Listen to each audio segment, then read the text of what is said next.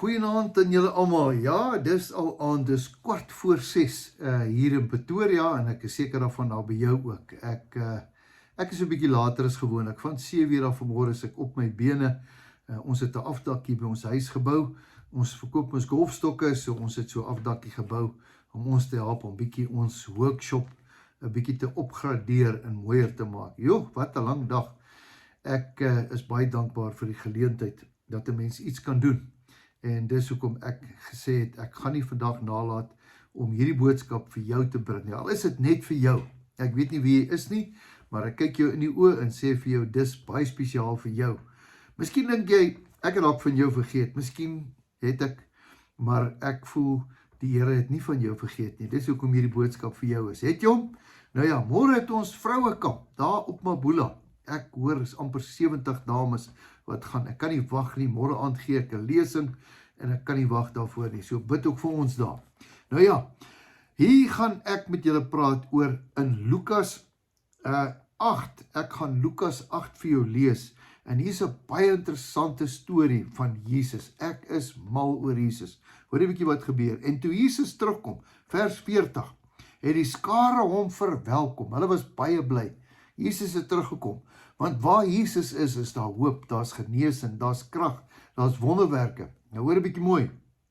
En hulle was hom te wagte. Hulle het 'n verwagting gehad. Jesus gaan na ons dorp toe kom. Prys die Here. Almal was baie bly.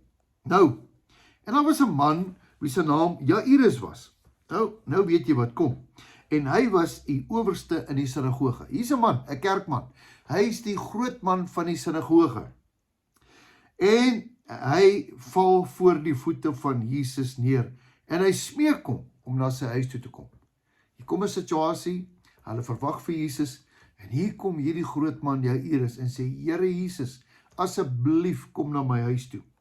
Want my enigste dogter van omtrent 12 jaar, lê op sterwe. En terwyl hy gaan, het die skare hom verdring.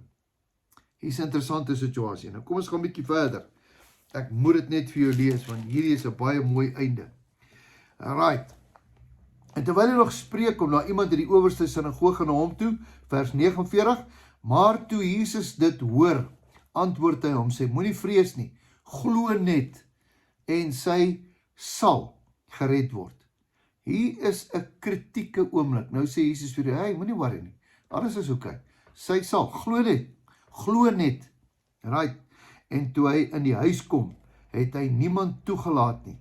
En behalwe Petrus en Jakobus en Johannes en die vader en die moeder van die meisie. Hier kom Jesus en Petrus en Jakobus en Johannes daaraan. En almal het gehuil. En oor haar rou bedryf. Maar hy sê, moenie huil nie. Sy is nie dood nie. Sy slaap net. En hulle het hom uitgelag. Want hulle het geweet dat sy dood was. En toe hulle almal buite uitgejaag, hy het hulle almal uitgejaag, gryp hy haar hand en roep uit, dogtertjie, staan op! En haar gees het teruggekom, en sy het onmiddellik opgestaan, en hy het beveel dat hulle haar iets met ete te gee.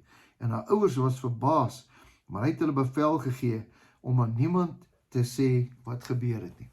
Ek onthou 'n klompie jare gelede, daar was 'n sanger met die naam van Don Francisco. As jy toch 'n bietjie gaan Google, gaan luister na Don Francisco. Hy vertel hierdie storie. En dan kom Jesus dan sê, hey, hier's 'n wonderwerk, maar jy mag dit nie vir iemand vertel nie. As dit met my gebeur het, ek sou gesê, sorry Jesus, ek is so bly, I've got to tell somebody. Daai liedjie gaan, I've got to tell somebody, wat Jesus vir my gedoen het. Nou eerstens, die storie gaan oor, hulle was Jesus te wagte. Hierdie hoofman van die kerk, kom sê asseblief, en dan uiteindelik kom hulle daaraan, ag, dis te laat. Miskien moes jy voor die tyd gekom het. En dan kom Jesus en sê, sy is nie dood nie. Ek wil jy moet iets hoor. Dit was 'n feit dat sy dood was. Dit was 'n feit. Sy het nie meer asem gehaal nie. Sy was dood. Maar hoor mooi. Maar toe kom die waarheid daaraan. Jy sien, daar's 'n feit en daar's 'n waarheid.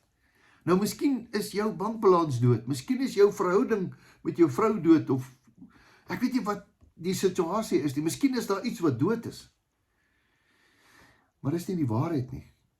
Want wanneer Jesus opdag, dan daag die waarheid op. Jesus sê ons, ek is die weg, ek is die waarheid, ek is die lewe. Toe die waarheid opdaag, toe spreek die waarheid met die feit.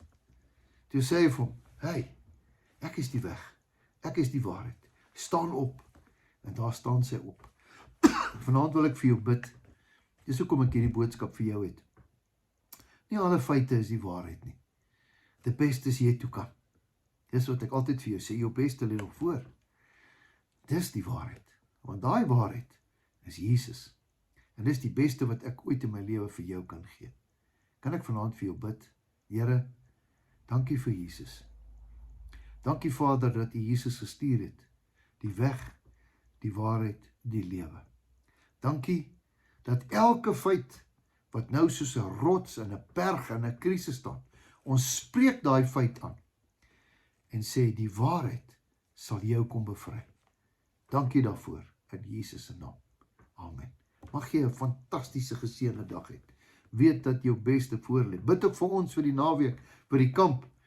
En jy moet onthou, Jesus het jou baie lief. Totsiens, tot 'n volgende keer.